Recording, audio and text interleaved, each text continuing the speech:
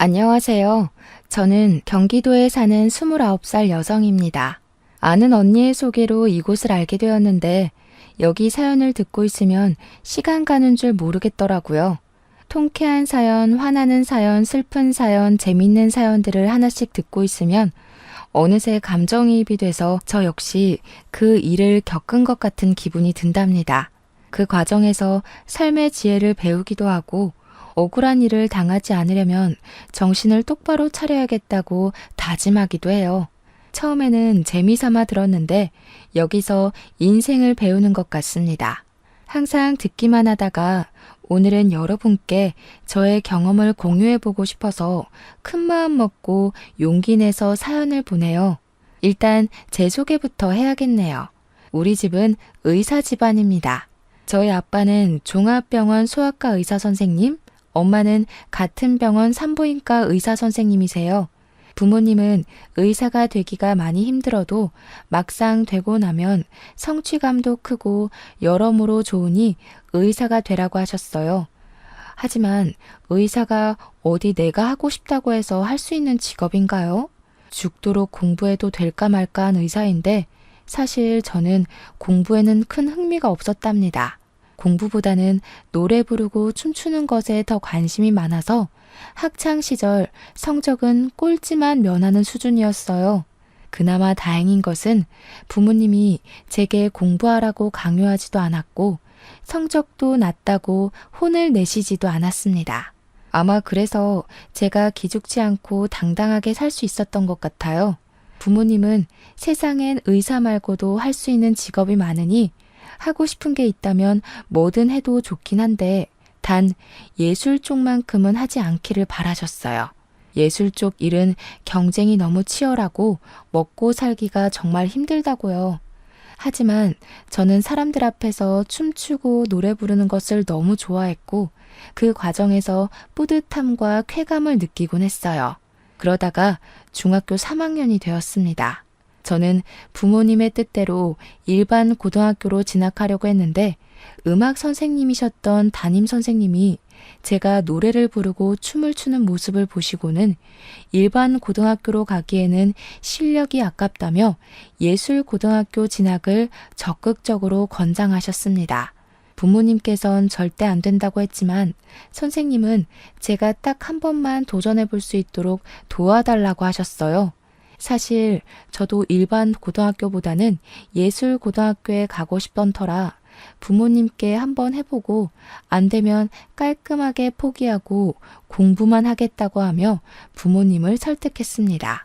어렵게 부모님께 허락을 받고 예술 고등학교 면접을 보러 갔는데 대기실에서 다른 친구들의 모습을 보니 노래도 잘하고 춤도 잘 추고 끼가 정말 많아 보였어요. 반면에 저는 일반 중학교에 다니고 제대로 노래나 춤에 대해 배워본 적이 없는 터라 같이 면접 보는 친구들과 너무 비교되었답니다. 그래도 쉽지 않게 얻은 기회이니 제대로 해보자 싶어 제가 할 수 있는 한 최선을 다해 면접을 봤어요. 하지만 제가 스스로 생각하기에도 너무 부족해 보였답니다. 역시 나는 안 되겠다고 생각하고 부모님도 저도 깔끔하게 포기했는데 며칠 뒤 놀랍게도 합격했다는 연락을 받았어요. 그렇게 얼떨결에 예고에 입학하고 친구들과 함께 연습하며 실력을 쌓아 고등학교 졸업 후 수도권 4년제 대학교 뮤지컬과에 입학하게 되었답니다. 지금은 유명하지는 않지만 1년에 한 편에서 2편 정도는 조연으로 공연하는 뮤지컬 배우로 활동을 하고 있어요. 지금부터 1년 전 제가 원하던 공연의 오디션에 합격하여 정신없이 공연하고 있었습니다. 공연의 마지막 날 같이 무대를 섰던 배우, 무대 뒤에서 열심히 뛰었던 스태프들과 함께 회식했어요. 회식하다가 저와 친하게 지냈던 스태프 중에 한 분이 대기업에 다니는 자신의 형과 제가 잘 어울릴 것 같다며 한번 만나보라고 하더라고요. 솔직히 아직 나이가 20대이고 저는 소개팅으로 사람을 만나는 것보다는 오랜 기간을 두고 천천히 사람을 알아가는 것이 더 좋아서 싫다고 했습니다. 그러나 그분은 계속 자신의 형과 너무 잘 어울릴 것 같다며 만나보라고 했어요. 너무 거절하는 것도 예의는 아닌 것 같고 어차피 공연 끝난 직후에는 딱히 할 일이 없어서 소개팅하기로 했습니다. 스태프분은 자신의 형 이름과 연락처, 나이를 저에게 알려주었어요. 그의 이름은 이진영이었고 나이는 저보다 2살이 많았습니다. 연락처를 등록하니 카톡에 사진이 뜨길래 사진을 보니 외모가 배우 못지않게 잘생겼더라고요. 사실 스태프분은 조금 덩치도 크고 푸근한 이미지인데 형님은 서양적인 외모의 훈남이었습니다. 사진을 보고 있는데 이분한테 카톡이 왔어요. 간단히 인사를 하고 이런저런 이야기를 나눠보니 대화가 꽤 잘 통하는 기분이었습니다. 어쩌다 보니 통화까지 했는데 목소리도 배우처럼 너무 좋고 신뢰감이 가는 목소리였어요. 우리는 그날 뒤로도 계속 연락하다가 드디어 만나기로 한 토요일이 되어 약속한 카페로 갔습니다. 카페에 가니 사진과 똑같이 생긴 남자분이 창가에 앉아 있는데 뭔가 가슴이 쿵 하고 내려앉더라고요. 정말 거짓말 하나 보태지 않고 진영 씨 머리 위에 핀 조명이 있는 것처럼 그 사람만 밝아 보였어요. 처음 보는 자리라 많이 어색할 줄 알았는데 그 전에 카톡도 하고 전화도 해서 그런지 막 어색하지는 않았고 그저 기분 좋은 떨림과 설렘만이 가득했답니다. 진영 씨는 좋아하는 일로 재밌게 돈을 버는 저를 부러워했고 저는 진영 씨가 정해진 월급이 매달 들어오는 것이 부러웠어요. 이렇게 첫날은 서로를 부러워하기도 하고 대단하게 생각하기도 하며 저는 진영 씨를, 진영 씨는 저를 알아가는 시간을 가졌습니다. 그리고 다음 날에 또 만나기로 약속했어요. 다음 날에는 오전부터 만나서 같이 영화도 보고 밥도 먹었습니다. 우리가 돈가스를 먹으러 갔는데 직원분이 실수로 뜨거운 수프를 진영 씨의 옷에 쏟았습니다. 솔직히 뜨겁고 옷도 더러워져서 짜증이 났을 텐데 그래도 웃으면서 괜찮다고 하는 모습이 참 좋아 보였어요. 그리고 음식점 직원분들한테 존댓말 쓰며 친절하게 대하는데 따뜻한 사람이라는 생각이 들더라고요. 그 뒤로도 우리는 종종 만나 데이트도 하고 함께 공연도 보러 다니고 등산도 같이 했습니다. 사실 저는 등산하는 것을 좋아하는데 제 또래 친구 중에 등산을 좋아하는 친구가 하나도 없었어요. 그런데 진영 씨가 등산을 좋아한다는 거예요. 저처럼 등산을 좋아하는 제 또래는 처음이라 신기하기도 하고 이게 바로 인연인가 싶기도 했습니다. 이렇게 매일 연락을 하고 일주일에 한 번은 같이 시간을 보내며 서로에 대한 호감을 쌓아갔고 결국 연인이 되었어요. 저와 진영 씨는 모든 면이 잘 맞았는데 딱 2가지가 거슬렸어요. 첫 번째는 저녁만 되면 연락이 아예 되지가 않았습니다. 하루는 너무 답답해서 왜 저녁만 되면 연락이 되지 않냐고 물으니 집에 부모님이랑 같이 있기도 하고 저녁 때는 이것저것 공부도 해서 연락하기가 힘들다는 거예요. 처음에는 조금 이해가 가지 않았지만 어른들과 같이 살기도 하고 본인의 미래를 위해 공부도 해야 하니 그럴 수도 있겠다고 생각했어요. 그리고 2번째는 데이트하는데 휴대전화를 자주 받습니다. 도대체 무엇을 보고 있는지 물어보니 코인에 투자해서 돈을 벌고 있대요. 저는 코인에 투자하다가 잘못되면 다 잃는 거 아니냐고 했는데 소액으로 공부해 가면서 조심히 하고 있어서 그동안 손해본 것은 없다고 했습니다. 그래도 제가 걱정을 하니 진영 씨는 요새는 월급만으로는 살 수 없다며 투자도 해야지 돈을 번다고 했어요. 그러면서 빨리 돈을 많이 모아서 저와 결혼하고 싶다고 하더라고요.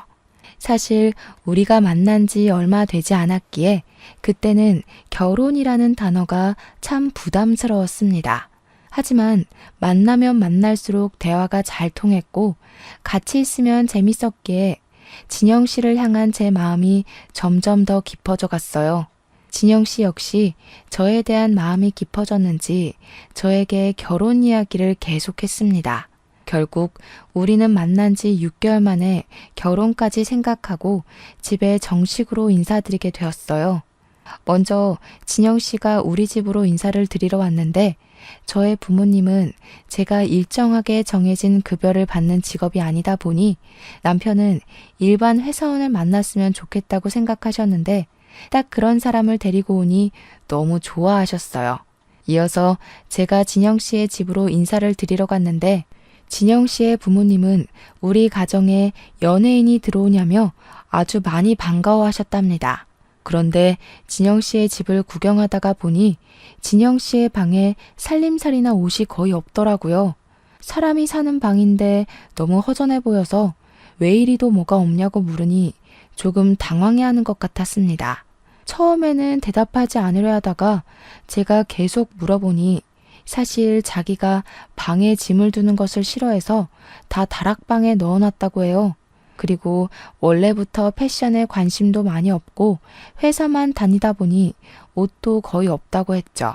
제가 남자 형제가 없어서 잘 모르기는 하지만 뮤지컬을 할 때 남자 배우나 스태프분들을 보면 거의 매일 똑같은 옷을 입고 오긴 했습니다.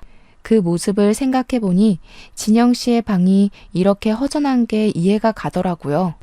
아무튼 우리는 문제없이 결혼 승낙을 받았고 이제는 예비 남편이 된 진영 씨와 저는 함께 결혼을 준비하기 시작했습니다. 먼저 우리의 신혼집과 혼수를 어떻게 마련할지에 대해서 이야기했어요. 저는 결혼할 때 신혼집과 혼수를 반반씩 하는 것이 좋다고 말하며 그동안 제가 모은 돈을 공개했습니다. 사실 저는 공연이 있을 때는 뮤지컬 배우 일을 하지만 공연이 없을 때는 많은 아르바이트를 했어요. 배우라는 직업이 다양한 삶을 표현해내야 하잖아요. 관객이 충분히 공감될 만한 연기를 하기 위해서는 최대한 많은 경험을 하는 것이 좋을 것 같아 음악학원 강사부터 편의점, 식당, 택배 아르바이트 등 어지간한 아르바이트를 다 했어요. 그리고 어린 시절부터 세뱃돈이나 용돈을 받으면 다 차곡차곡 모아둬서 그동안 통장에 모아둔 돈이 7천만 원 정도가 있었습니다. 또한 결혼하면 부모님이 2억 정도는 보태주실 수 있다고 하셨어요. 반면에 예비 남편은 그동안 모아둔 돈이 1,000만 원이 다였습니다. 대기업이면 월급도 많이 받을 텐데 그동안 받은 돈 다 어디로 썼냐고 물었더니 부모님 생활비와 병원비 드리고 남동생 용돈도 줬다고 했어요. 그리고 얼마 전에 코인을 하며 돈을 좀 잃어버려서 지금 이거밖에 없다는 거예요. 결혼하는데 돈이 다는 아니지만 그래도 현실적으로 적지 않은 비중을 차지하기에 조금 걱정이 되었습니다. 예비 남편은 그런 저의 생각을 눈치챘는지 코인으로 잃은 돈을 되찾기만 하면 코인에서 손을 뗄 것이고 부모님과 남동생의 용돈을 줄이겠다고 했어요. 그러면서 예비 시아버지는 지금 아파트에서 경비 일을 하고 계시지만 젊은 시절 대기업에서 근무하셔서 그때 모아둔 돈도 있고 퇴직금도 있어서 부모님의 노후는 걱정이 없고 남동생도 꾸준히 일하고 있으니 앞으로 돈 때문에 많이 힘든 일은 없을 것이라고 했습니다. 저는 예비 남편이 모은 돈이 생각보다 너무 없어서 조금 걱정되긴 했지만 부모님의 노후 걱정은 하지 않아도 된다고 하고 예비 남편은 대기업에 다니니 큰 문제가 없다고 생각했어요. 신혼여행은 예비 남편이 회사 일이 바빠서 계속 연락을 주고받아야 하니 외국은 안 될 것 같고 제주도로 가자고 했습니다. 내심 해외로 가고 싶었으나 제주도를 한 번도 못 가봐서 남편의 뜻에 따르기로 했네요. 그리고 원래는 예단 같은 것은 하지 않기로 했었지만 부모님은 그래도 할 것은 해야 나중에 할 말 다 하고 산다며 예단을 하라고 하셨어요. 그래서 예비 시부모님께 1,000만 원을 드리고 정장에 명품 가방까지 드렸습니다. 원래 예단비 1,000만 원 드리면 봉채비로 절반 정도 다시 돌려주신다고 하던데 그런 건 없었어요. 주시면 감사하겠지만 다시 받으려고 보낸 건 아니기에 그냥 그러려니 했답니다. 우리의 결혼 준비는 큰 싸움 없이 아주 무난하게 잘 진행되었어요. 드디어 결혼식 날이 되었습니다. 하객들이 오시는데 제 쪽과 남편 쪽 하객의 분위기가 너무 달랐어요. 저의 하객들은 다들 시끌벅적한데 남편의 하객들은 이상하리만치 조용했습니다. 하객끼리 서로 아는 것 같지도 않고 그냥 영화 보러 온 사람들처럼 다들 가만히 앉아만 있었어요. 결혼 사진을 찍는데도 되게 어색하더라고요. 처음에는 조금 이상했지만 제 쪽의 하객은 대부분 뮤지컬 업계 종사자들이라 감정 표현하는 것이 아주 익숙한 사람들이고 남편 쪽의 하객은 대부분 직장인이라 감정 표현을 잘 하지 않는 사람들이기에 분위기가 다른 거로 생각했습니다. 무사히 결혼식을 마치고 우리는 설레는 마음으로 제주도로 향했어요. 제주도 이곳저곳을 구경하는데 자꾸 회사 이대리라는 분이 남편에게 전화하더라고요. 남편은 이대리님한테 전화가 오면 회사 일이라 옆에 누가 있으면 불편하다며 혼자 몰래 가서 통화했습니다. 그리고 새벽에도 일어나서 자꾸 핸드폰을 확인하는 바람에 깊은 잠을 자지 못했어요. 도대체 뭘 보길래 잠을 자지 않냐고 짜증을 내니 그동안 물린 코인을 탈출할 수 있는 날이 얼마 남지 않았다며 조금만 이해해달라고 했습니다. 신혼여행을 왔는데 자꾸 회사 사람들과 연락만 하고 코인창만 들여다보고 있는 남편을 보니 연애 시절에 따뜻하고 자상하고 세심했던 그 남자는 어디에 갔나 하는 생각이 들었어요. 후회되긴 했지만 그래도 이미 제가 선택한 남자인 걸 어찌합니까? 그저 빨리 코인이 팍 올라서 잃은 돈을 다 찾기만을 바랐네요. 이렇게 그다지 기분이 좋지 않은 신혼여행을 마치고 시댁에 인사를 드리러 갔습니다. 시댁에서는 시부모님과 우리를 연결해 주신 도련님이 여행 잘 다녀왔냐고 하시며 음식을 잔뜩 준비해 주셨더라고요. 저녁 식사를 마치고 시댁에서 하룻밤 자기 위해 남편이 지내던 방에 짐을 푸는데 남편이 시부모님과 잠깐 대화할 것이 있다고 시부모님 방으로 건너갔습니다. 같이 가려다가 좀 불편할 것 같아서 그냥 혼자 방에 있다가 먼저 잠이 들어버렸어요. 그러다가 목이 말라서 깼는데 남편이 어느새 들어와 제 옆에서 자고 있더라고요. 저는 남편이 깰까봐 조심히 방문을 열어 거실로 나왔습니다. 시부모님이 주무시는 줄 알았는데 큰 방에서 대화 중이셨어요. 작게 이야기하시는 것 같았지만 너무 조용한 새벽이라 소리가 아주 잘 들렸습니다. 대충 들어보니 저와 남편에 관해 이야기하는 것 같아서 몰래 들었는데 진영이와 고은이가 어쩌고 저쩌고 하시더라고요. 제 이름은 이다은이고 남편에게 여자 형제도 없는데 고은이는 누구지 싶었다가 어르신들은 사람 이름을 잘못 부르시곤 하시니 그저 제 이름 다은이를 고은이라고 잘못 말했겠거니 하고 말았답니다. 다음날 시댁에서 나와 우리의 신혼집으로 갔습니다. 집에 오자마자 남편과 짐을 정리하는데 남편이 표정이 어둡길래 무슨 일 있냐고 물었어요. 아버지가 이번에 퇴직금이랑 그동안 모아둔 돈 모아서 주식 투자를 했는데 다 날리셨대. 지금 아버지 일하는 곳에서 가불은 안 된다고 하는데 부모님한테 1,000만 원 정도 빌려드릴 수 없을까? 아버지 월급으로 생활비가 조금 부족해서 그래. 주식 투자? 하나도 남기지 못하고 다 날리신 거야?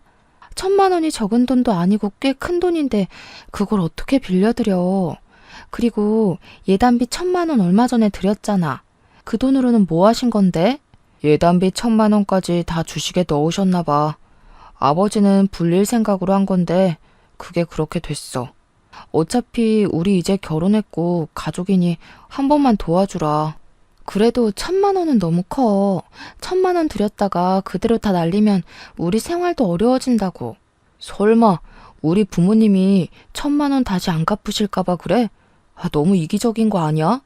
나는 장모님이나 장인어른이 이런 상황이면 바로 돈 드릴 거야. 이기적?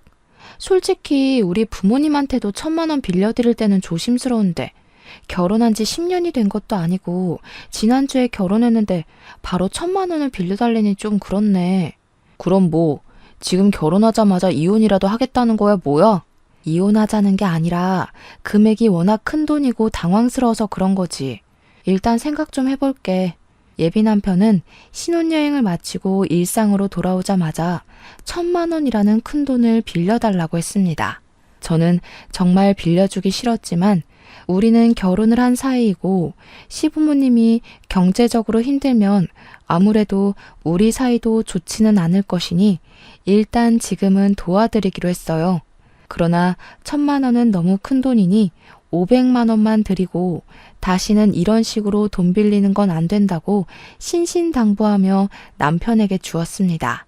그러면서 남편에게도 코인으로 돈을 잃을 수도 있으니 빨리 코인 정리하라고 했어요.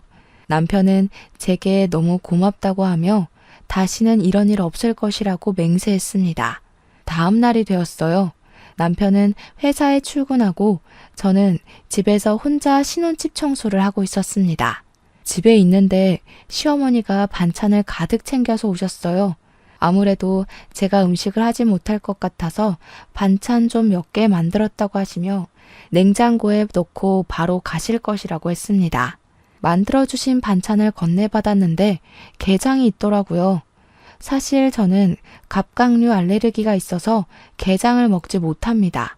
어머니, 사실 저 갑각류 알레르기가 있어서 게장을 먹지 못해요. 생각해서 해주셨는데 못 먹어서 어째요? 갑각류 알레르기? 너 저번에 식당에서 게장 나왔다고 엄청 좋아했잖아. 네? 제가 어머니와 같이 식당에 갔던 때는 상견례 때뿐이었고 거기서는 게장이 나오지 않았었는데요.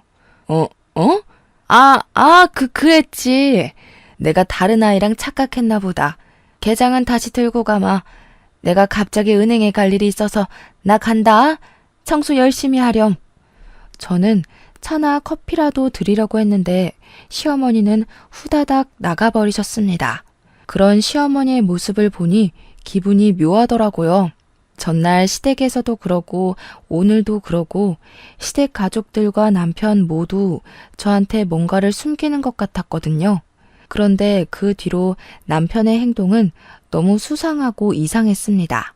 일단 제가 혼인신고를 하자고 했는데 자꾸 바쁘다는 핑계로 나중에 하자고 했어요. 혼인신고 말만 나오면 자꾸 뒤로 미루자고 늦게 해도 상관없다고 했습니다. 또한 남편은 연애 시절부터 지금까지 회사 지인들이나 친구들을 제게 한 번도 소개해주지 않아서 남편 주변에 아는 사람이라곤 시부모님과 도련님밖에 없었어요.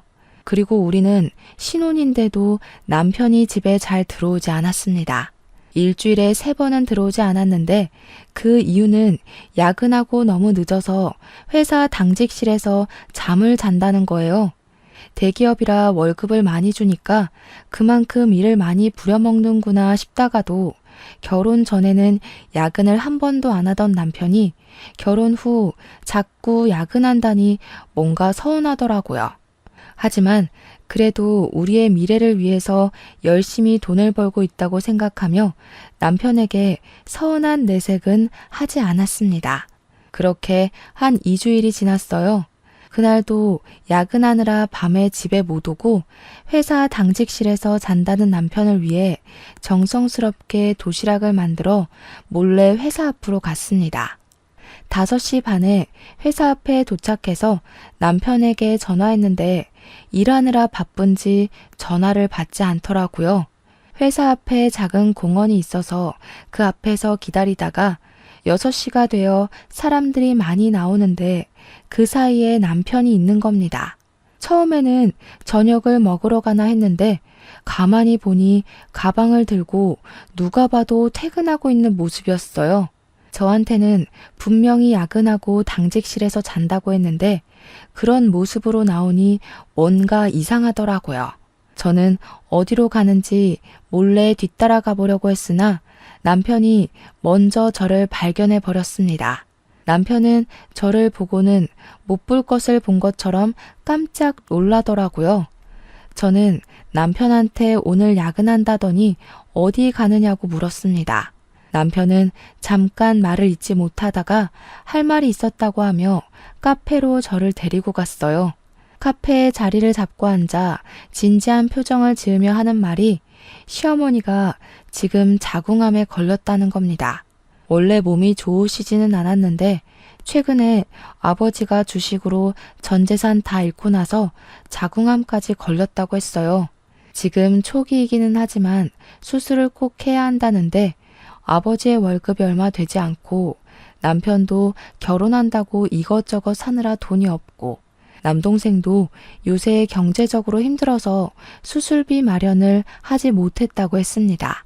그래서 돈을 마련하기 위해 친구가 운영하는 가게에서 새벽 3시까지 아르바이트를 했다가 일이 마치면 가게에서 자고 바로 회사로 출근했었대요.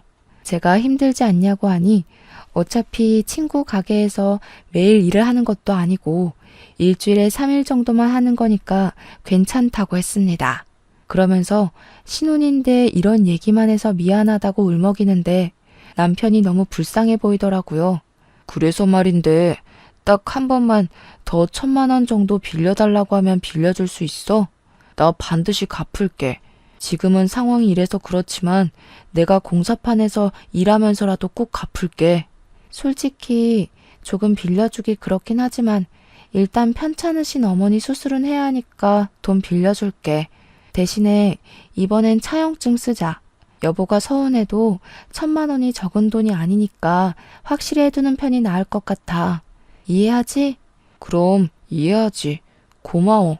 그리고 부탁이 있는데 엄마가 여보의 돈으로 암 수술 받아야 하는 거 알면 많이 불편해하실 것 같은데 그냥 엄마가 편찮으신 건 여보는 모른 척 해주면 안 될까? 뭐? 아무리 그래도 며느리인데 어떻게 암 수술하시는 것을 모르는 척해. 그건 아니지. 그렇긴 한데 그래도 엄마도 그러고 아버지도 돈을 빌리는 것에 대해 많이 불편해하셔서 그래. 사실 얼마 전에 500만 원 빌릴 때도 아버지가 정말 면목이 없다고 하셨거든. 지금 엄마 수술도 여보 돈으로 한다는 거 알면 두 분 심적으로 매우 힘들어 하실 거야. 그냥 여보는 모른 척 해줘. 부탁이야. 남편의 이야기가 잘 이해가 되지는 않았지만 환자가 원한다는데 마음 편하게 해주는 것이 더 나을 것 같아 그냥 알겠다고 했습니다. 저는 남편과 집에 가서 돈을 빌려주겠다는 차용증을 썼어요. 남편은 부부간에 계좌이체를 하면 나중에 세금을 내야 할 수도 있다며 1,000만 원을 본인의 통장이 아닌 현금으로 요구를 하더라고요. 사실 세금에 관한 내용은 잘 몰랐기에 남편의 말을 따라 다음날 1,000만 원을 뽑아서 퇴근한 남편에게 주었습니다. 남편은 돈을 보며 너무 고맙다고 하고 엄마한테 말씀드려야겠다고 시댁에 간다고 했어요. 그리고 부모님과 이야기하다가 늦어질 수도 있으니 혹시라도 자기가 너무 늦으면 기다리지 말고 먼저 자라고 했습니다. 그래서 저는 그날도 남편 없이 혼자 잠이 들었네요. 그 뒤로 남편은 시어머니 병간호를 해야 한다고 일주일에 3번 정도는 집에 들어오지 않았습니다. 주말에도 남편은 병원에 있느라 저 혼자 시간을 보내야만 했죠. 어머니 수술은 잘하셨는지 물어보니 제게 돈을 받고 바로 다음날 수술하셨는데 잘 됐다고 했어요. 제가 그래도 며느리인데 정말 가지 않아도 되냐고 물으니 엄마가 너무 불편하다고 절대 오지 말라고 했다는 겁니다.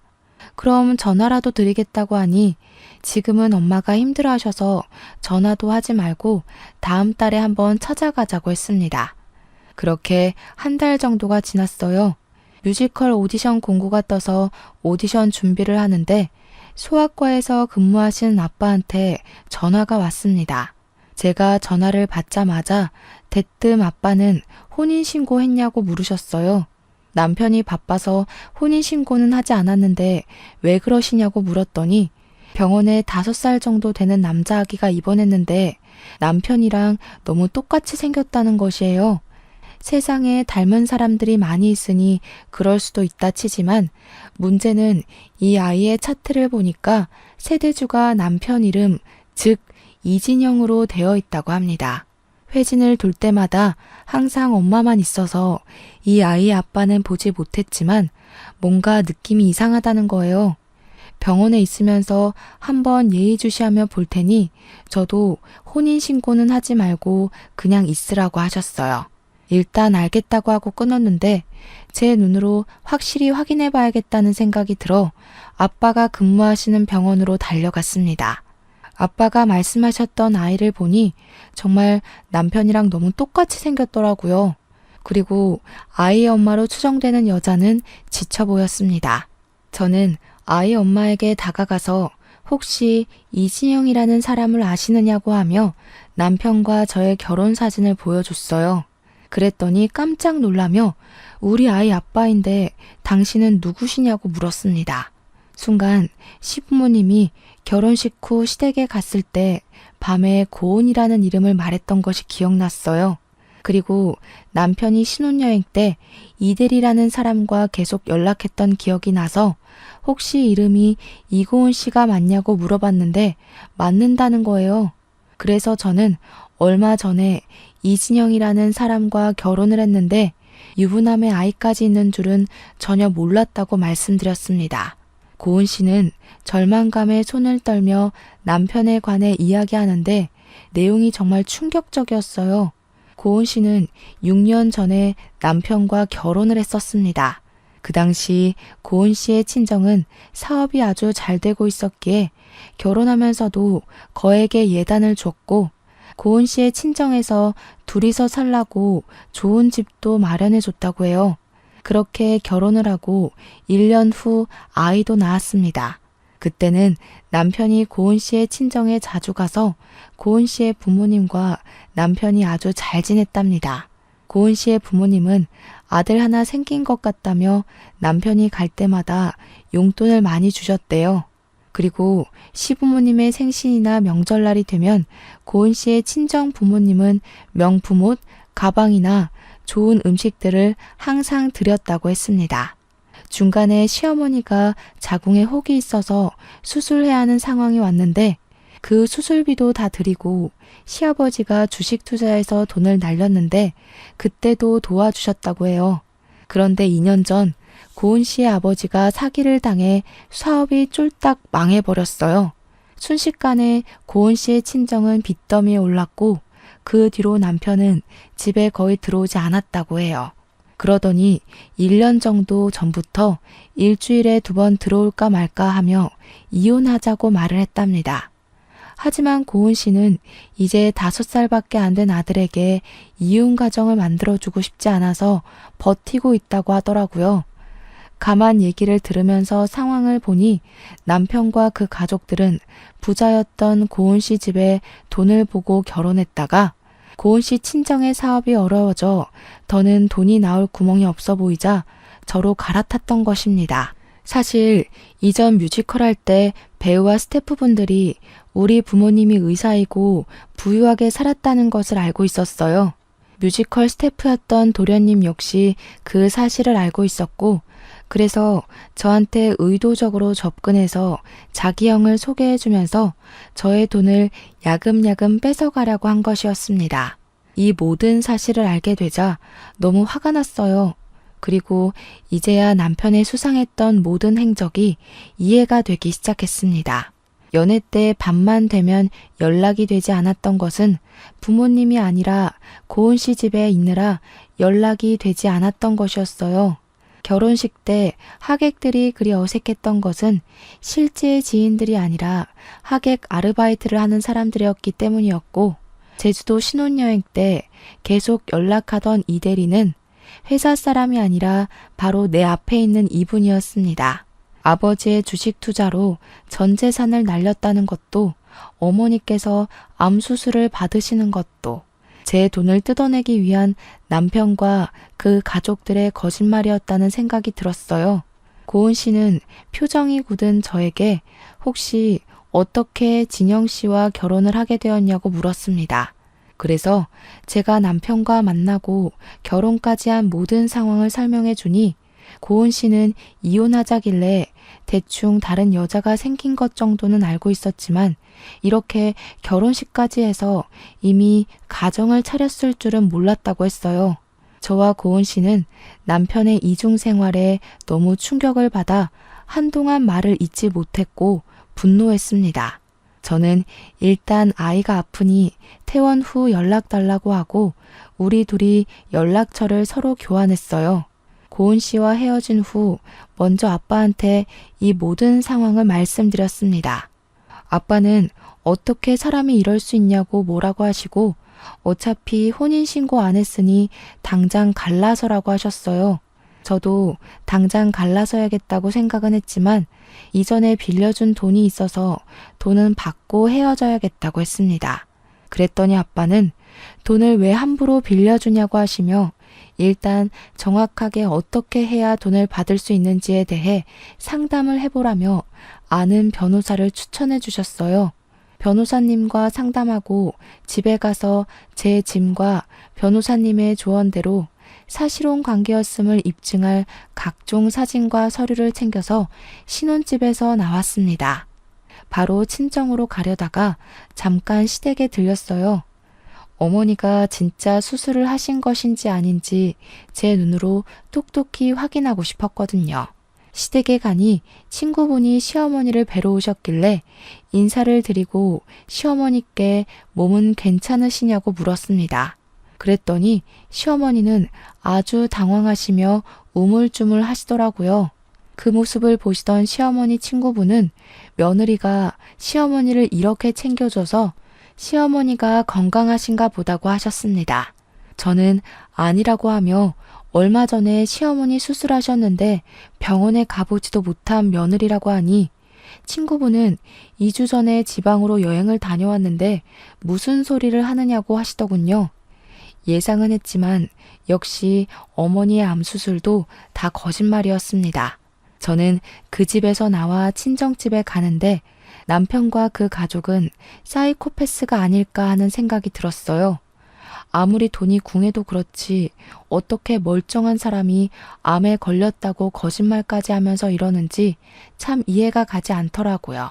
정말 정신 나간 놈 같았고 이 가족들과 연을 끊어야겠다고 생각했네요. 친정에 와서 마음을 겨우 가라앉히고 있는데 저녁 시간이 되니 남편이 왜 집에 없느냐고 전화가 왔습니다. 저는 혹시나 하는 마음에 남편과의 통화 내용을 녹음하기 시작했어요. 나 친정이야. 그런데 너 혹시 고은이라는 여자가 누군지 알아? 고은이? 나야 모르지. 왜? 아버지 병원에 너랑 똑같이 생긴 아이가 입원했다고 하지 뭐야. 그래서 내가 오늘 그 아이 보러 갔는데 그 아이 이름은 은호이고 그 엄마 이름이 이고은 씨더라. 고은 씨는 너 안다던데. 너는 모르는가 보지? 뭐? 만났어? 그래, 만났다. 고은 씨 친정 사업 망해서 돈 뜯어낼 새로운 여자 찾고 있었냐? 진짜 어떻게 네 자식까지 낳아준 여자를 그렇게 하루아침에 차버릴 수가 있냐? 네가 그러고도 사람이야? 그리고 너네 엄마 수술했다며? 오늘 집에 가보니까 수술하고 입원해 계실 2주 전에 지방으로 여행 가셨다던데? 어떻게 너도 그렇고 너네 가족도 그렇고 그런 거짓말을 해? 그러고도 너희들이 제정신이야? 우리 결혼도 안 했으니 바로 갈라서자. 난 너네 가족처럼 사이코의 정신병자 같은 사람들과 가족으로 못 살겠다. 야, 아무리 그래도 어떻게 사이코의 정신병자라고 할 수가 있어? 너무한 거 아니야? 그래, 솔직히 아버지랑 나랑 코인이랑 주식에 돈 다 날려서 돈 필요해서 거짓말한 거는 맞는데 그래도 살면서 너에게 빌린 1,500만 원 다 갚으려고 했어. 그리고 고은이 걔랑은 성격 안 맞아서 1년 전부터 이혼하려고 했어. 걔랑 이혼하고 너랑 정식으로 혼인신고하려고 했다고. 이 와중에 너는 뭐가 이리 당당한 거야? 진짜 어이가 없고 황당해서 할 말이 없다. 제정신이 아닌 너랑 더는 대화도 못하겠어. 어차피 우리 혼인신고도 안 했고 같이 산 날도 얼마 되지 않으니 갈라서자. 사실혼 관계 이혼 소송할 테니까 위자료랑 빌려간 돈이나 준비해놔.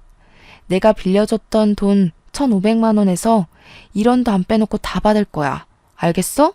이 상황에서도 당당하게 목소리만 큰 남편이 진절머리나게 싫기도 하고 제정신이 아닌 것 같아 무서웠습니다. 남편에 대한 진실을 아시게 된 부모님은 그래도 아이가 없을 때 이 사람의 실체를 알게 돼서 천만 다행이라고 하시며 위로해 주셨어요. 다음 날 저는 아침이 되자마자 사실혼 관계였음을 입증할 각종 사진이나 서류들을 챙겨서 다시 변호사 사무실로 갔습니다. 변호사님이 이 정도면 충분하다고 하며 바로 소송을 진행하자고 하셨어요.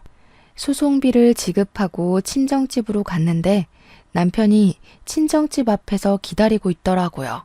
남편은 분노에 가득 차서 저를 발견하자마자 화를 버럭버럭 냈습니다. 야, 너 어떻게 사람이 좋다고 할 때는 언제고 인제 와서 갈라서? 어이가 없어서. 내가 그년이랑 이혼하고 정리하고 온다잖아. 그 조금도 못 기다리냐? 꼭 이렇게까지 해야겠어? 어이? 어이가 없어? 어이는 내가 없어야지. 너는 아직 이혼이 완료도 되지 않은 상태에서 날 속인 주제에 뭘 잘했다고 큰 소리야? 이 정도면 가족 사기단 아니야? 진짜 너를 믿고 너와 함께 보낸 내 지나간 시간이 아깝다. 뭐? 가족 사기단? 너 말대로 이혼 먼저 하고 재혼하는 게 맞긴 하지만 어차피 이혼할 거 먼저 재혼한 다음에 이혼한 게 그렇게 죽을 죄야? 순서만 바뀌었는데 그게 왜 사기야? 그래, 오늘 그냥 너 죽고 나 죽자. 말도 안 되는 논리를 펼치며 남편이 저를 죽일 듯이 달려들었습니다. 정말 사람이 눈이 뒤집혀서 생 난리를 치는데 이러다가 제가 죽을 것 같다는 생각이 들더라고요. 핸드폰으로 경찰서에 신고하려고 했는데 핸드폰마저 빼앗아서 던져버렸어요. 순간 기적적으로 저쪽에서 경찰들이 뛰어왔습니다.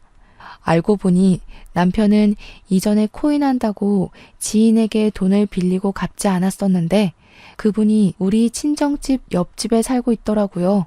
이분은 오늘 쉬는 날이라 집에 있다가 잠시 담배 피우러 나왔는데 남편이 있어서 사기죄로 경찰에 신고했답니다. 그런데 남편이 저를 때리려 하고 윽박 지르고 소리를 지르자 이분이 모든 상황을 다 녹화해 두셨어요. 그 덕에 남편은 폭행죄로 벌금형까지 받았고 저는 남편에게 접근금지 신청을 했습니다. 그리고 모든 영상을 제출하여 아주 수월하게 이혼 소송까지 진행할 수 있었어요.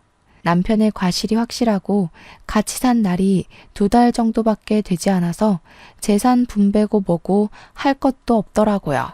그리고 저는 빌려줬던 1,500만 원과 함께 위자료도 받았답니다. 저의 상황이 다 해결되고 나니 고은 씨가 생각이 나서 한번 연락해봤어요. 고은 씨도 이혼하고 다달이 아들 은호의 양육비는 물론 위자료까지 받기로 했대요. 그렇게 무사히 이혼하기는 했는데 저와 고은 씨는 생각하면 할수록 너무 억울하고 화가 났어요. 이런 인간은 다시는 사회에 나오지 못하도록 해야겠다 생각했습니다. 그래서 이름과 보낸 사람 주소 없이 남편의 실체를 알리는 투서를 남편의 회사로 보냈어요.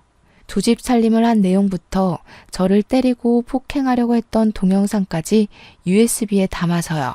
그리고 우리 집 돈을 뜯어먹을 불순한 의도로 자신의 형을 소개해준 남편의 남동생도 다시는 뮤지컬 업계에서 일하지 못하게 여기저기 소문을 퍼뜨렸습니다.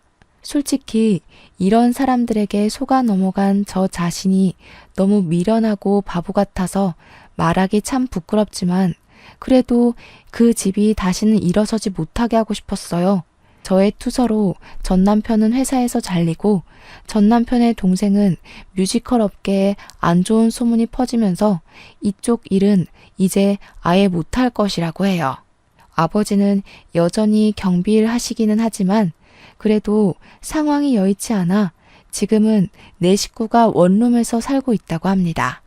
반면에 고은 씨는 받은 위자료에 양육비로 나름 편하게 살고 있어요.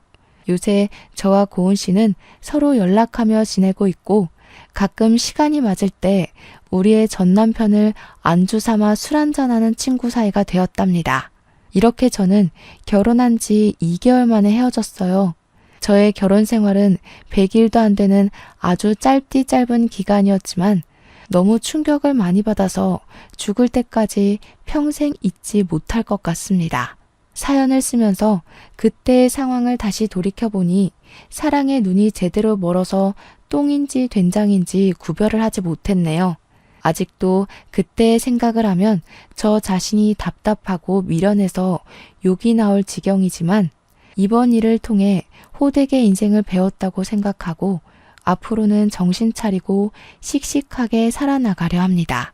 다음에는 이런 답답한 사연이 아닌 속이 뻥 뚫리고 좋은 내용으로 찾아뵙고 싶습니다.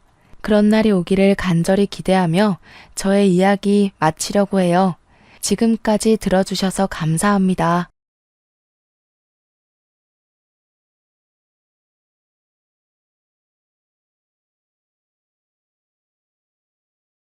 안녕하세요. 40대 미혼부입니다. 워낙 일에 치여 바쁘게 살다 보니 컴퓨터를 만져볼 기회가 잘 없었는데 그래도 근래에는 환경적으로 여유가 생겨 컴퓨터 학원을 다니고 있어요. 사람은 역시 아는 만큼 다룰 줄 안다고 마우스 클릭도 잘할 줄 아니까 세상이 얼마나 발달했는지 감탄을 많이 했네요. 컴퓨터 속 세상이 제가 발악하면서 살아왔던 지난 세월보다 훨씬 많은 사연을 담고 있더라고요. 저도 나름 기구한 삶을 산 사람인데 아들 추천으로 이런저런 커뮤니티 동영상을 보다가 사연을 알게 되었어요. 이래서 애들이 컴퓨터나 휴대폰에 빠지는구나 그런 생각을 했을 만큼 그날 하루 다양한 사연에 빠져 있었습니다. 저도 올려볼 수 있다는 소개글을 읽고 컴퓨터 배운 김에 제 이야기를 한번 들려드리려고 해요. 제게는 고민 없이 제 목숨을 내어줄 수 있는 자랑스러운 아들이 하나 있습니다. 제 나이 20대 초에 한 번의 실수로 아들이 생겼는데 엄마 되는 사람은 저와 같이 100년 해로를 바라는 것 같더니 출산 후 도망을 쥐도 새도 모르게 도망을 쳐버렸어요. 당시 저도 무척 어린 나이였고 아이를 키우는 것에 아무런 지식이 없었던지라 솔직히 아이를 품에 안았을 때 기쁨보다 막막함이 우선이었습니다. 솔직히 보육원에다가 아기를 맡길 생각까지 했었어요. 지금은 당연히 얼토당토 안 한 생각이나 당시에는 그만큼 마음고생을 많이 했습니다. 그러나 차마 그런 짓까진 못했어요. 말이 좋아 보육원에 맡기는 거지 그건 그냥 제 아들을 제 손으로 버리는 게 아닙니까? 결국 저는 아들이 저를 보는 눈빛에 발목이 잡혀 남의 손에 아들을 맡기지 못했고 제 사정을 이해 못해주던 가족들에게 어쩔 수 없이 데려가야 했습니다. 근데 하필 그 시점 저는 또 군대를 가야 하는 사정이었어요. 제 아들을 한 번도 사랑의 손길로 보듬어 준 적 없는 가족들 곁에 아들만 두고 가야 하는 상황이었습니다. 그래서 저는 휴가를 받으면 무조건 잽싸게 집에 와서 아들 곁에만 꼭 붙어 있었어요. 만날 때마다 쑥쑥 커져 있는 아기가 너무 신기했고 또 저를 닮아가는 것 같아서 마음이 괜스레 이상했죠. 그런데요, 제가 저녁이 점점 다가오고 휴가를 더 자주 낼 수 있게 되어서 알게 된 건데 이상하게 아들 태도가 어딘가 모르게 눈칫밥을 먹고 사는 애처럼 늘 조용하더라고요. 특히 누구 하나 큰 소리만 치면 움찔움찔 놀라면서 금세 울음을 터뜨렸습니다. 그 모습이 마음에 걸려 저는 저녁을 앞두고 더더욱 복무에 제대로 집중하지 못했던 기억이 납니다. 저녁이 겨우 한 달 남았을 땐 저녁까지 무한한 세월이 걸리는 느낌이었어요. 그렇게 저녁을 하고 연락할 정신도 없이 바쁘게 본가를 찾아갔던 날 저는 가출을 하게 됩니다. 저는 그래도 저 없는 동안 우리 아들을 봐준 부모님과 누나네 부부에게 감사한 마음을 갖고 양손 가득 소고기를 사들고 갔는데요. 엄마! 얘 또 오줌 쌌어. 야, 울지 마. 누굴 닮아서 이렇게 시끄러운지 모르겠네. 손대기 싫으니까 엄마가 갈아입혀. 걘 누굴 닮아서 그렇게 오줌을 질질 싼다니? 도망갔다는 어미년 닮은 거 아니야? 하필 만나도 이상한 여자를 만나가지곤 그냥 밖에다 앉혀놔. 우리 집은 주택이었어요. 그래서 열린 창문을 통해 우리 아들이 가족들에게 무슨 취급을 받고 있는지가 고스란히 들렸습니다. 발걸음을 꼼짝하지 못하고 충격에 휩싸여 있을 그때 누나가 내복바람인 제 아들을 데리고 현관 밖으로 나왔다가 저랑 정통으로 눈이 마주쳤어요. 누나는 깜짝 놀라서 소리를 빽 지르더라고요.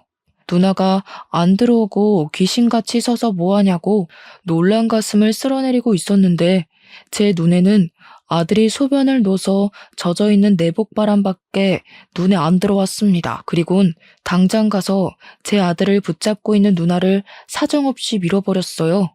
이럴 거면 처음부터 절대 못 받아준다고 거절했어야지. 다들 다신 나 볼 생각하지 마. 아들 하나 죽었다 생각하고 살아. 나도 가족 다 죽었다 생각하고 다신 안 찾을 테니까. 그날로 제가 집을 나왔던 겁니다. 아들을 데리고 대책 없이 가출을 한 거죠. 제가 애 옷 좀 사입혀달라고 군대에서 모은 돈을 가족들한테 보내주기도 했는데 정작 아들에겐 내복 두세 벌 말고는 입을 옷도 없더라고요.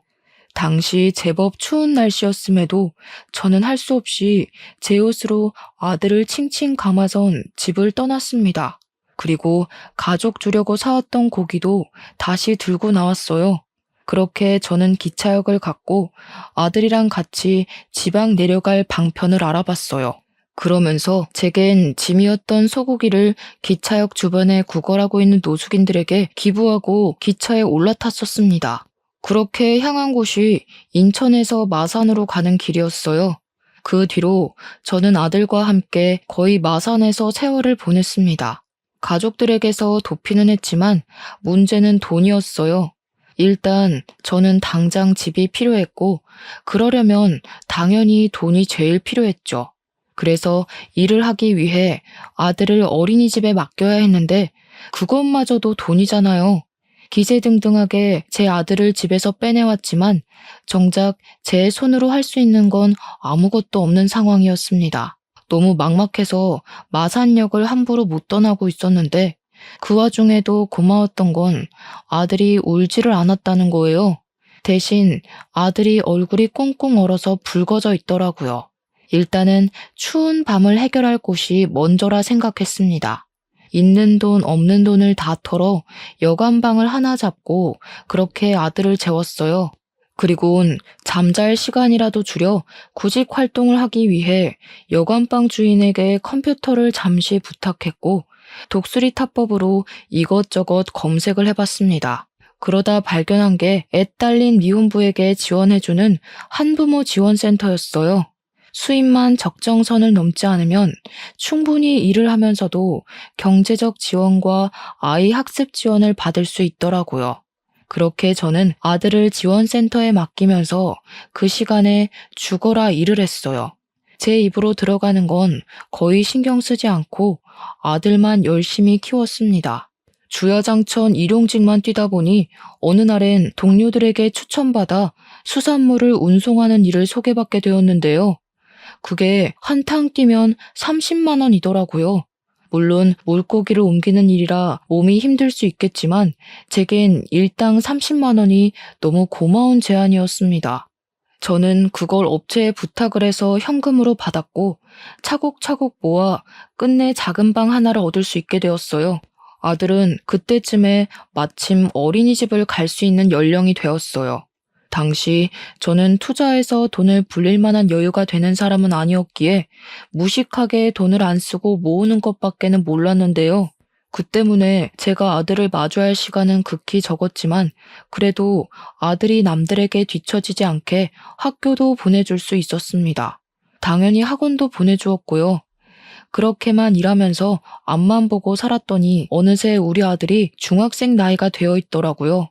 문득 그 사실을 깨달았을 땐 제가 맨 땅에 헤딩하듯 가출해서 고군분투하며 살았던 세월이 주마등처럼 지나가더군요. 여관방도 겨우 하룻밤밖에 못 지낼 돈밖에 없던 저는 어느덧 아들에게 투룸 오피스텔을 선물할 수 있는 아빠가 되어 있었어요.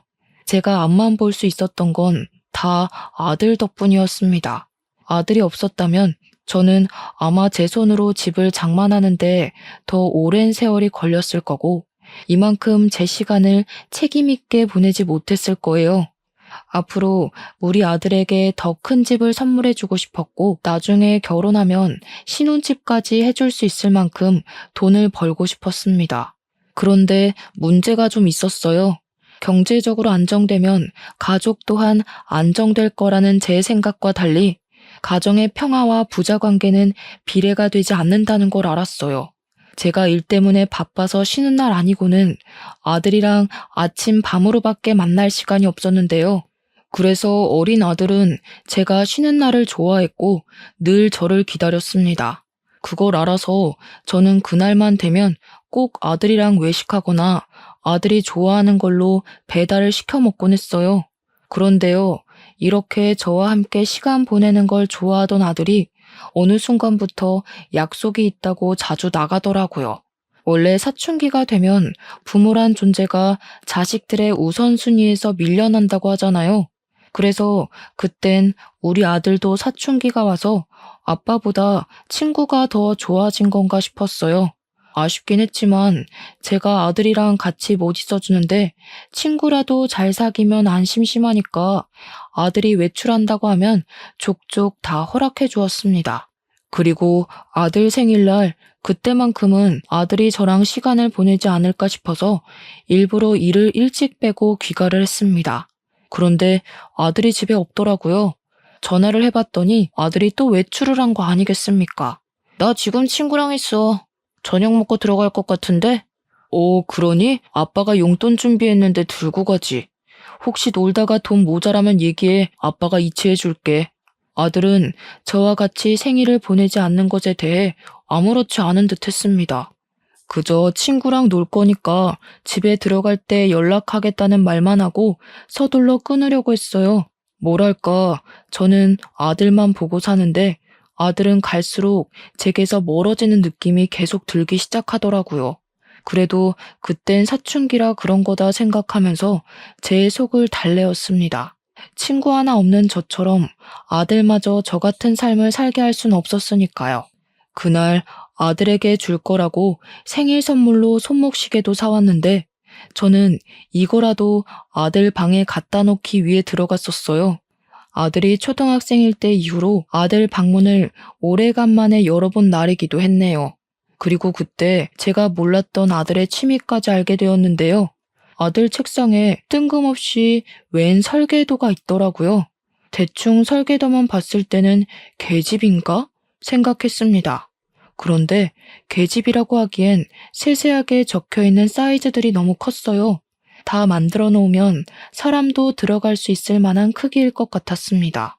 아들이 이런 걸 왜 갖고 있는 걸까? 왜 이런 걸 설계했나 궁금하면서도 우리 아들이 건축 쪽에 관심이 있었구나 싶어서 흐뭇하기도 했습니다.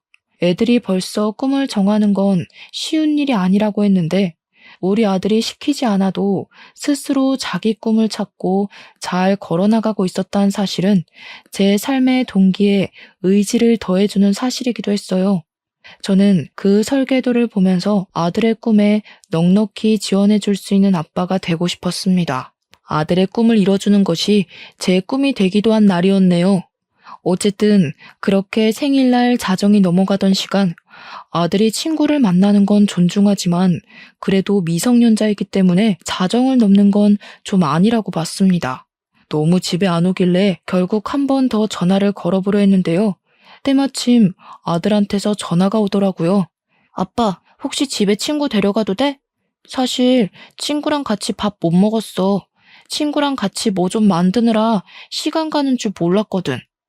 그랬구나. 아직까지 저녁도 안 먹고 배고프겠다. 아빠가 짜장면 시켜줄 테니까 데리고 와. 친구는 가족들한테 허락 받았대? 가족이 없대. 아들이 짧게 대답하는 그 소리에 순간 많이 당황했어요. 그리고 곧 가족이 없다는 말이 남일 같지 않더라고요. 저는 흔쾌히 아들의 부탁을 허락했고 그 시간까지 아직 밥도 제대로 못 먹었다는 말에 늦게 하는 중국집까지 찾아서 배달을 시켜놓았습니다. 한 30분 지났을까요? 아들이 귀가를 했는데요. 그날 제가 얼마나 놀랐는지 모릅니다. 아들이 데려온 친구를 보고 기함을 할 수밖에 없었어요. 아들 친구는 아들 또래의 중학생이 아니라 웬 나이 많은 노숙인이었거든요. 제가 당황해서 마중 인사를 하다 말고 굳어버리자 아들이 제 눈치를 봤습니다. 아빠, 내 친구야. 할아버지 나쁜 사람 아니니까 걱정 마. 할아버지도 인사해. 우리 아빠예요. 아들 말에 노숙이는 쓰고 있던 모자를 벗으며 제게 고개를 숙였습니다. 너무 놀라서 몰랐는데 보니까 노숙인이 들고 있는 모자가 제가 아들에게 선물로 줬었던 모자더라고요.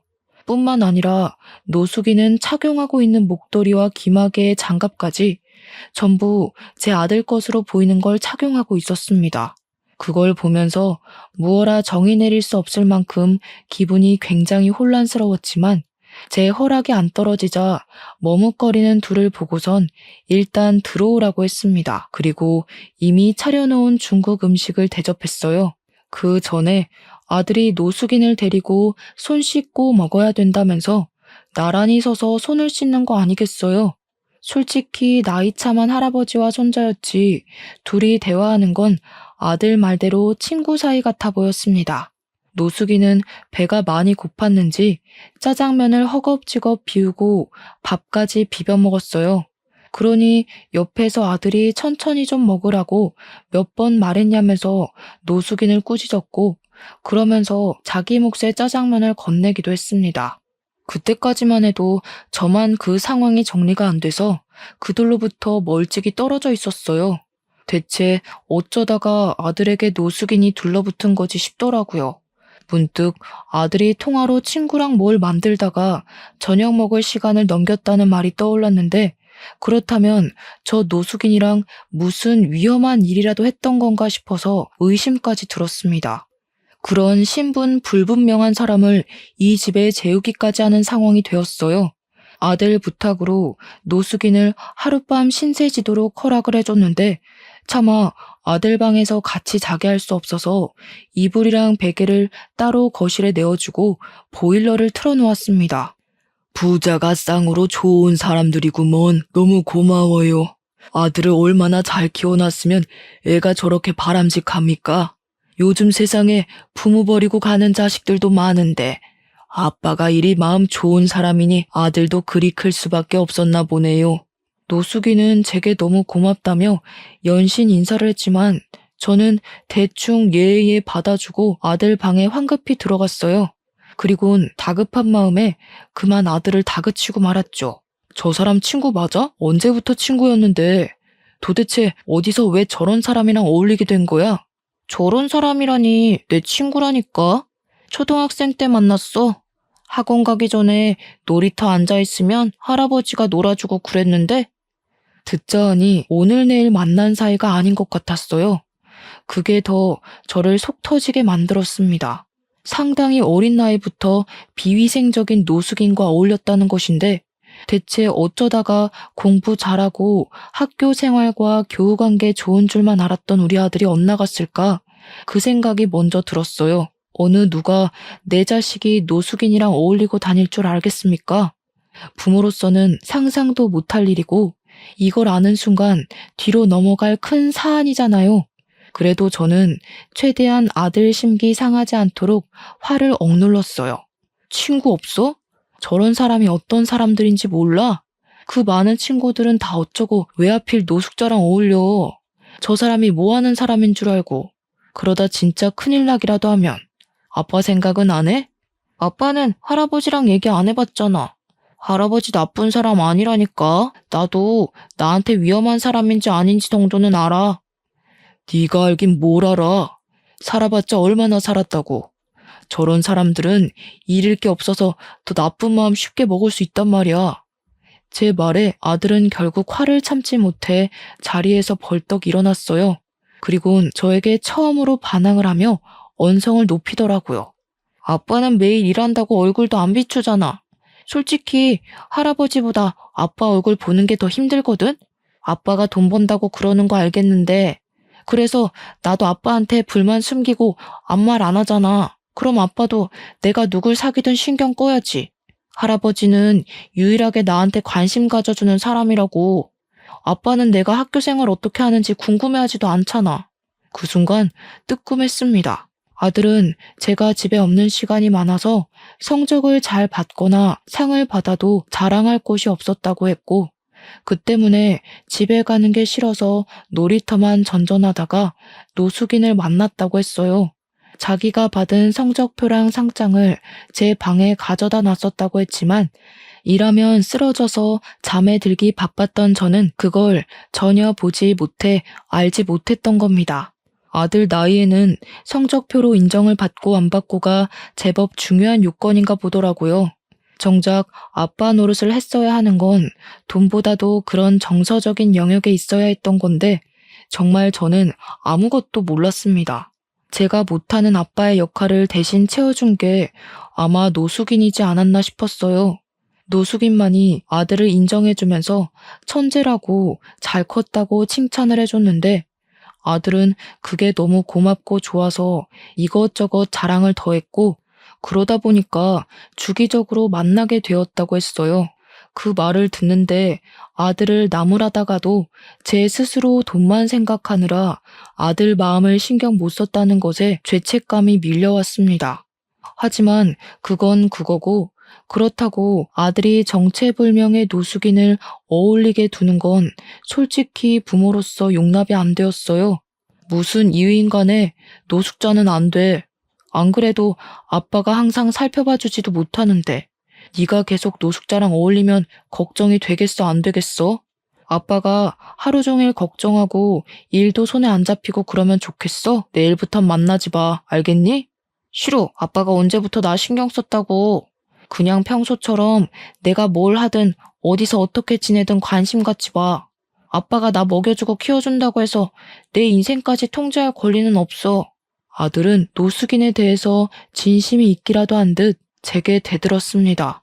이게 진심인 건지 아니면 제가 자신이 가진 것에 대해 무작정 부정적으로 봐서 느끼는 반감인 건지는 모르겠어요.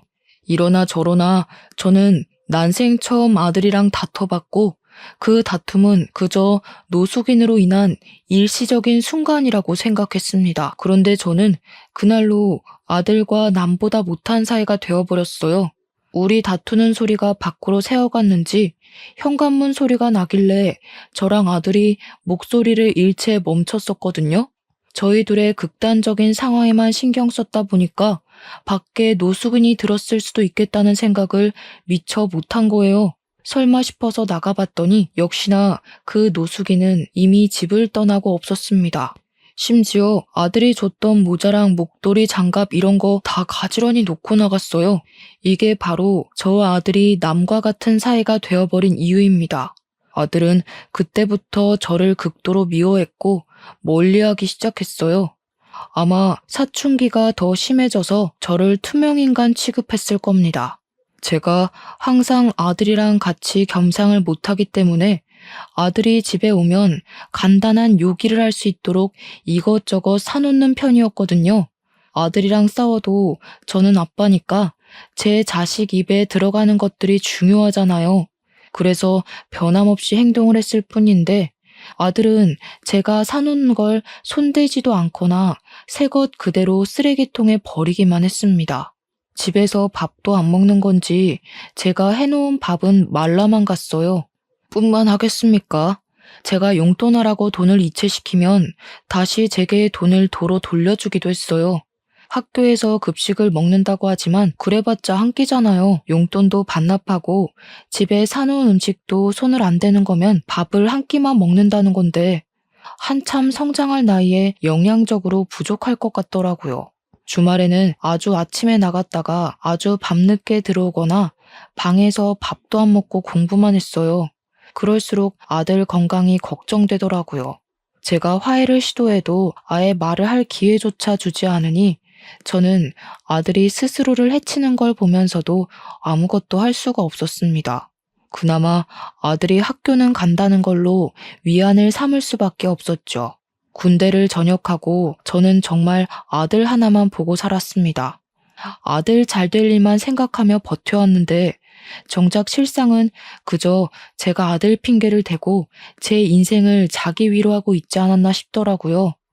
문득 깨달았어요. 내 아들이란 이유만으로 내 마음대로만 주무르고 있었구나 라고 말이죠. 하지만 제가 깨달았을 땐 이미 부자 관계가 너무 멀리 벌어졌을 때였어요. 그러길 벌써 1년이 지나 아들은 중학교를 졸업할 나이가 되었습니다.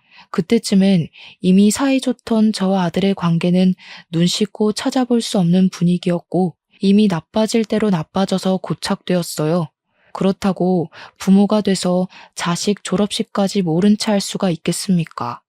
그래서 제가 용기를 내어 아들에게 내일 졸업식 맞냐고 물었거든요. 그러니까 아들이 1년 만에 제게 목소리를 들려주었는데요. 졸업식 오지 말라는 딱 그 한마디만 하고 방에 들어가 버리더라고요. 그래서 고민을 많이 했습니다. 그날 밤은 참 생각이 많아졌어요. 잠도 안 와서 오랜만에 담배를 피울까 하고 슈퍼를 가려고 했습니다. 대충 외투만 걸친 뒤 슬리퍼를 신고 나왔는데 누가 저희 집 문고리에다가 웬 종이 가방을 걸어놨더라고요. 뭔가 싶어서 주위를 둘러보다가 안을 봤더니 새 휴대폰이었어요. 그리고 그 안에는 정갈한 글씨체로 적힌 쪽지가 들어 있었습니다. 그 쪽지를 보고 저는 급히 1층으로 내려갔어요. 그리곤 주위 사람들을 둘러보면서 한 인형을 찾기 위해 바삐 뛰어다녔죠. 아무리 돌아다녀도 휴대폰을 주고 간 사람을 찾을 수가 없었어요. 쪽지를 다시 봤습니다. 쪽지에는 제 아들 이름이 적혀 있으면서 아들이 갖고 싶어 했던 휴대폰이라고 아들이랑 꼭 화해하라는 내용이 적혀 있었어요. 그리곤 마지막에 작은 글씨로 이 아들만도 못한 애비야 라고 적혀 있었는데 이 사람이 누군지 알 것만 같더라고요. 분명 그때 그 노숙인일 거라고 확신했습니다. 저와 아들 사이를 같이 알고 있는 사람은 그 할아버지밖에 없었으니까요. 결국 노숙인 찾기는커녕 담배 피울 생각도 못하고 다시 집에 들어왔어요. 휴대폰이라면 진짜 비싼 제품이 아닙니까? 돈도 없는 양반이 이런 걸 어떻게 샀는지 궁금하더라고요. 그리고 한편으로는 제 자신이 또 한 번 부끄러웠습니다. 노숙인은 제가 아들에게 홀대받고 있다는 걸 아는 것 같았고 그렇다는 말은 아들과 여전히 만나고 있다는 것도 증명이 되는 말이었어요. 일부러 그걸 저한테 알려주려고 제게 메모도 남긴 것 같았습니다. 그날 밤은 거의 뜬 눈으로 지샜어요. 그리곤 아들 졸업식이라고 일까지 빼고서 학교를 찾아갔습니다. 노숙인 말대로 아들에게 정식으로 다시 사과하고 싶었거든요. 학교 주위로 가니 주변에서는 꽃을 판다고 난리였어요. 아들이 안 만나줄 수도 있으니 꽃은 생략할까 싶다가도 아들이 좋아하는 보라색의 꽃이 보이더라고요. 그래서 충동적으로 구매를 해버렸어요. 근데 마침 그 옆에서 조금 깨재재 보이는 한 아가씨 있었는데요. 꽃 살 돈이 부족한 건지 1,000원짜리 2장을 꼼지락거리며 한 송이만 싸게 해주면 안 되냐고 꽃 주인에게 부탁을 하고 있었어요.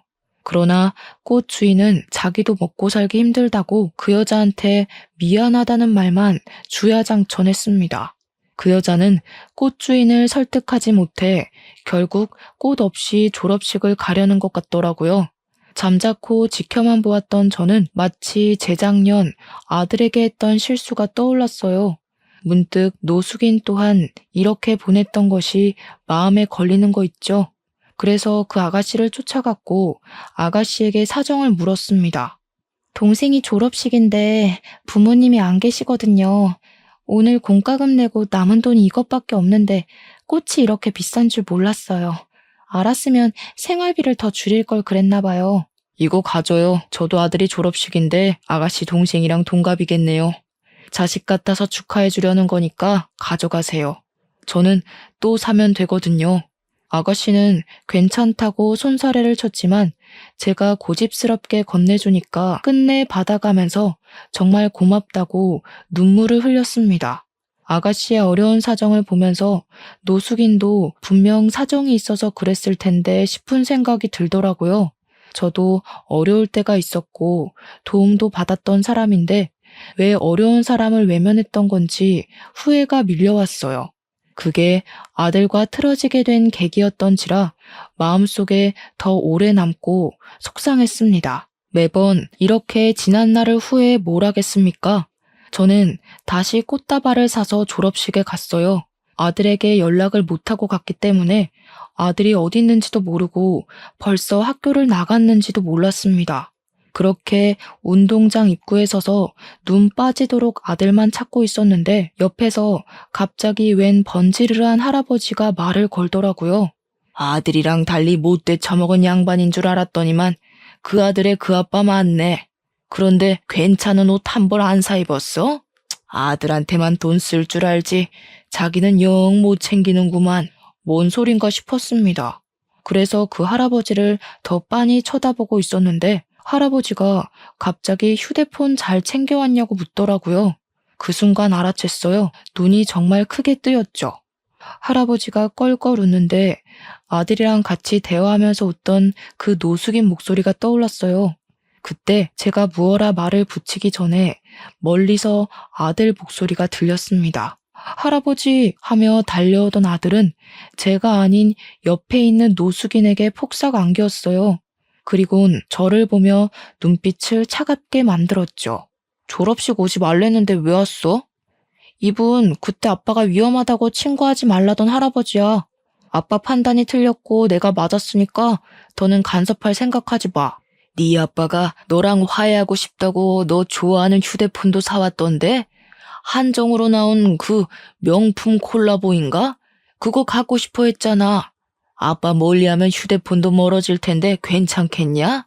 제가 아무 말도 못하는 사이 노숙인이 끼어들어 우리 사이를 화해시키려고 주도했습니다.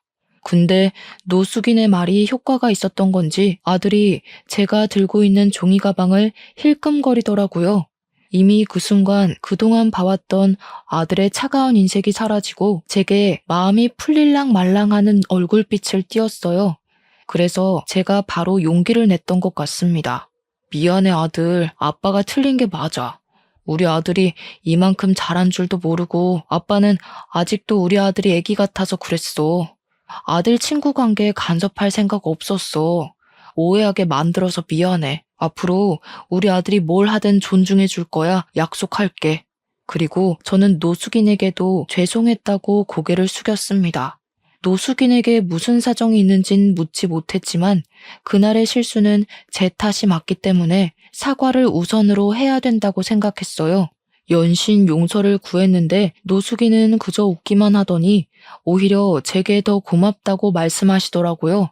눈 감기 직전까지 가족의 품은 못 느끼고 죽을 줄 알았는데 손자 같은 친구를 만들어줘서 고맙다고 하는 거 있죠.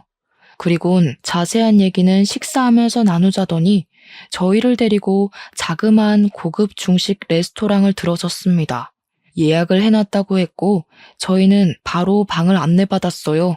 근데 좀 당황스러웠던 것은 그곳에 들어가니까 직원들이 노숙인을 향해 고개를 숙이는 거 아니겠어요? 손님한테 인사하는 것 치곤 주방에 있는 사람까지 나와서 인사하길래 그게 좀 당혹스러웠어요. 대체 노숙인의 정체는 뭘까? 그 생각만 하면서 안내해주는 자리에 앉았고 음식은 곧바로 세팅이 되었습니다. 셋이서 먹기엔 정말 푸짐했는데 그것에 아들이 오래간만에 신난 얼굴을 보이더라고요. 대체 이게 다 뭔지 저는 더 이상 참지 못해 머릿속에 담고 있던 걸 물었습니다. 그러자 먹고 좀 얘기하자며 저더러 성질 급하다고 나무라던 노숙인은 제 아들에게 탕수육을 퍼주면서 얘기해 주었어요. 내가 자식들한테 버려진 사람이야.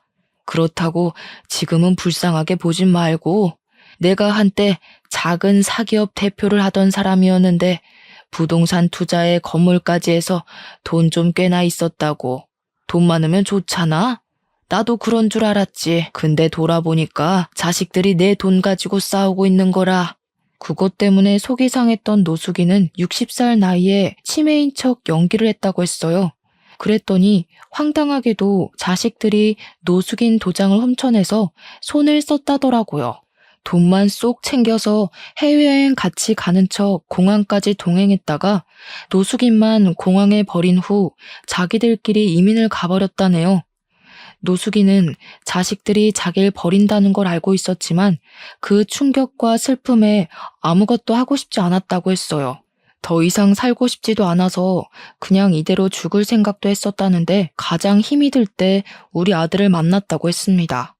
우리 아들이 놀이터에 혼자 앉아서 다른 애들 노는 것만 구경하고 있었대요. 그래서 놀라지 않게 슬쩍 다가갔는데 아들 손에 교과 상장이 쥐어져 있는 걸 알고 부모님한테 자랑하라고 칭찬해 주었다고 했어요. 그러면서 아들이랑 대화를 하다 보니 아들이 부모로부터 결핍이 있다는 걸 느꼈다고 했죠. 그날 뒤로 말 안 해도 같은 자리 같은 시간에 계속 둘이 마주쳤는데 어느 순간 말동무가 되었고 우리 아들이 자기한테 보여주는 배려 덕분에 노숙인이 다시 일어설 용기를 얻기까지 했다고 했습니다.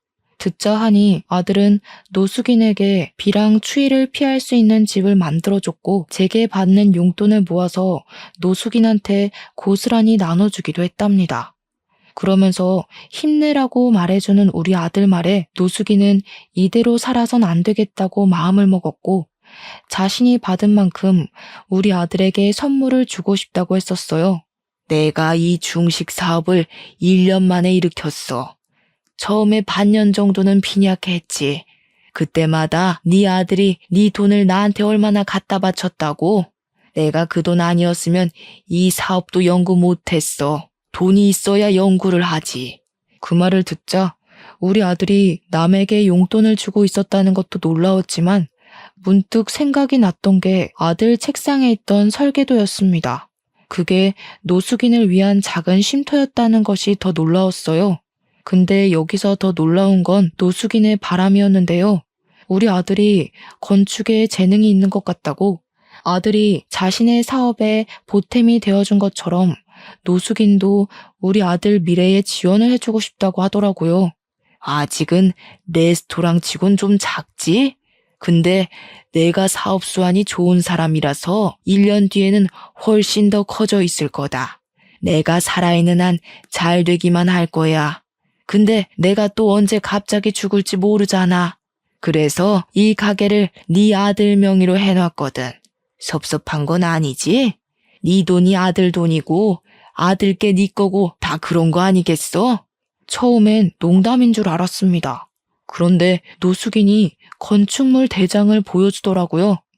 그제야 모든 게 실감이 나서 바로 거절을 했어요. 마음은 너무 감사하지만 우리 아들은 이런 보답을 바라고 그랬던 게 아닐 거예요.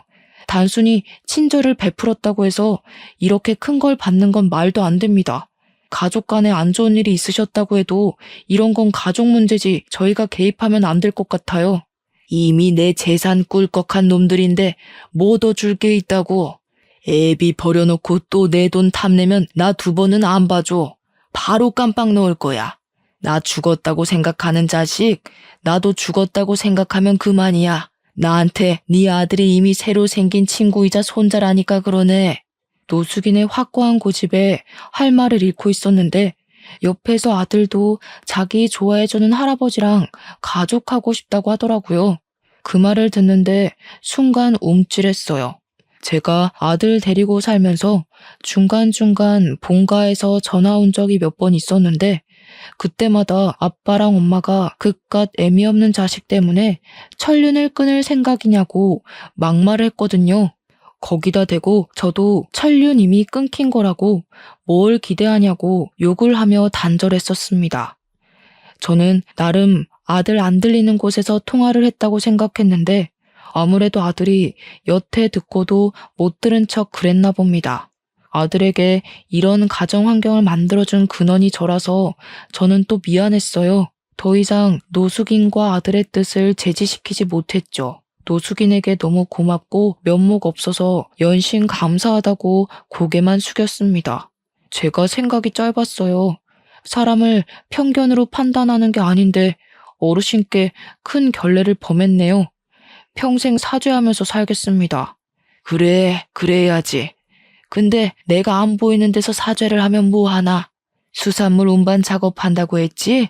이참에 내 밑에 들어와서 운영 좀 배우는 게 어때? 어쩜 이렇게 끝도 없이 사람을 미안하게 만드는 건지.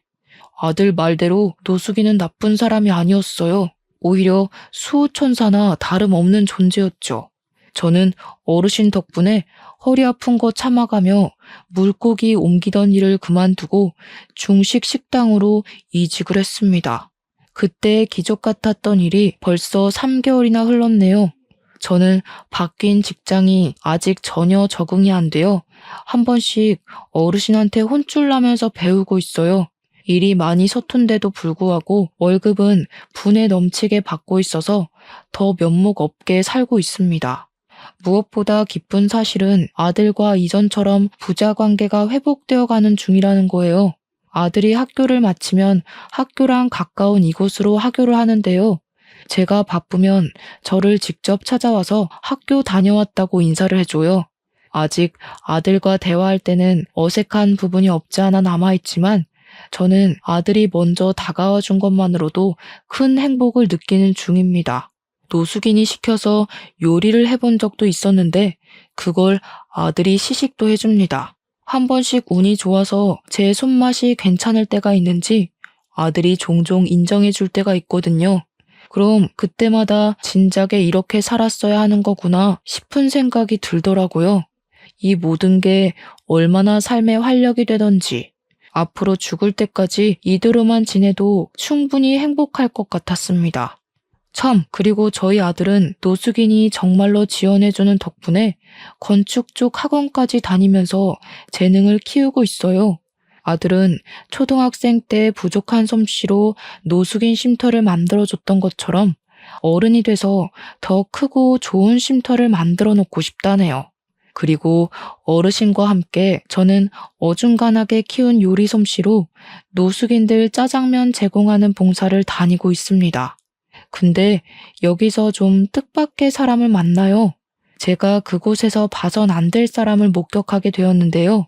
맛있게 드세요 하고 짜장면을 제공하는 순간 한 여자의 손가락에 마디마다 있는 타투 자국을 보고 짜장면 그릇을 뺏어버렸어요. 그리곤 얼굴을 확인했죠. 저만 알아본 게 아닌 것 같더라고요. 여자의 눈동자가 흔들리더니 저를 한 5초 바라보고 뒤늦게 놀라 도망을 가려 했습니다. 저는 얼른 쫓아가 여자를 잡아 세웠어요. 역시나 가까이서 보니 우리 아들 친모가 맞더라고요. 이제야 말씀드리지만 아들 친모가 아들과 저를 버리고 도망을 간 건 남자 문제 때문이었어요. 저를 두고 몰래 바람을 피우고 있었더라고요. 상대 남자가 외국을 같이 가자고 했는지 저한테 말도 안 하고 몰래 그 남자랑 연락하고 날짜 맞춰서 튄 거였어요. 근데 왜 노숙인 꼴을 하고 있는 건지 당황스러운 거 있죠? 그래서 꼬락서니가 왜 이렇게 됐냐고 물어보니까 아들 친모가 자존심 때문에 말해주기 싫었나 봐요. 사람 잘못 본 거라고 소리만 지르다 도망을 가버렸습니다.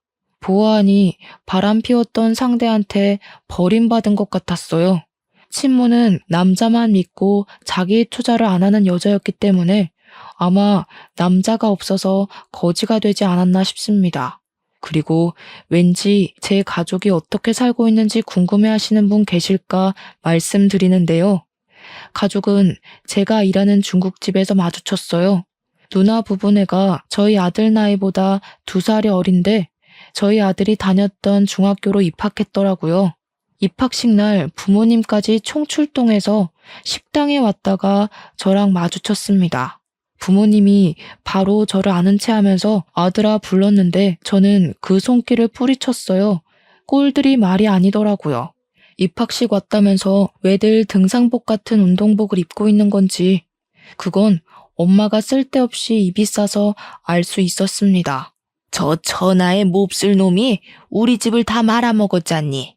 네 매형이 하는 사업 다 부도났어. 멍청한 게 친구랑 동업했다가 자기 혼자 빚더미를 홀랑 뒤집었었지 뭐야. 에휴, 내 팔자가 개 팔자야. 그런 식으로 말하지 말랬지. 엄마 때문에 이 사람이 더 눈치 보는 거잖아. 되던 일도 안 되게 생겼네. 짜증나게 굴면 나도 집 나가버린다. 그러니까 매형 때문에 집이 망해서 무려 3세대나 되는 가족이 방 2개에 작은 거실 하나 있는 곳에 살면서 장 보러 가는 것도 돈 아까워 거의 김치에 밥만 먹고 산다네요. 그날은 조카가 입학식이라서 몇 년 만에 외식을 하는 거랍니다. 우리 아들을 잡아먹을 듯 이빨 드러내던 사람들이 서로 핥히는 말을 하고 있으니 꼴 좋다 싶었습니다. 그러거나 말거나 저는 천륜을 끊어버렸는데 무슨 상관인가요? 내 알바 아니라고 모른 척 하려고 했더니 엄마가 자꾸 저를 붙잡으면서 유니폼이 좋아 보이는데 이곳에 오래 일했냐고, 정직원이냐고 이것저것 관심을 보였어요. 그러자 분주한 분위기에 사무실에서 나온 노숙인은 제게 다가와 친히 엄마를 떼어내 주었습니다. 그러면서 사장 될 사람 함부로 만지는 거 아니라고 해줬고, 여기서 더 소란 피우면 테이블 밖으로 내줄 테니 야외에서 먹게 할 거라고 상냥하게 말씀하셨어요. 그러자 가족들은 사장이라는 단어에 제게 묻고 싶은 것이 많아 보이는 눈치였지만 입 다물고 짜장면만 먹었습니다. 그날은 그렇게들 돌아갔는데 아마 조만간 또 찾아오지 않을까 싶어요. 그땐 우리 아들 생각해서라도 다신 엮이지 않게 정신 똑바로 차리고 쫓아낼 생각입니다. 저희는 이렇게 불안과 행복 사이를 오가면서 지내고 있어요. 막상 기적처럼 행운이 쏟아지니 행복할수록 불안도 큰 것 같다는 걸 느낍니다. 항상 자만하지 않고 가진 것을 지키는 데만 에너지를 쓰며 살 것 같네요. 그럼 긴 글 들어주셔서 감사합니다. 늘 평안하세요.